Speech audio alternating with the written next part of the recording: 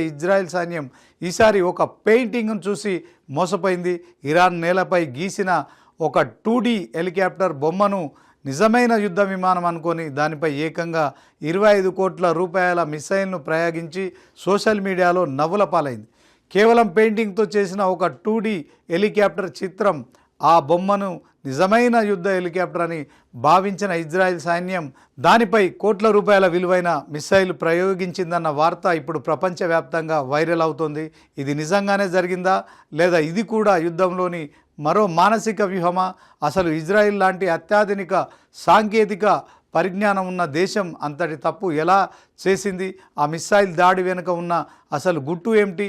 Iran వేసిన ఆ master plan ఏంటి? ఈ ప్రత్యేక కథనంలో చూద్దాం. మధ్యప్రాచ్య గగనతలం నిత్యం యుద్ధ మేఘాలతో కమ్ముకొని ఉంటోంది. ఇజ్రాయెల్ దళాలు ప్రతిక్షణం శత్రువుల కదలికలను కనిపెడుతూనే ఉన్నాయి.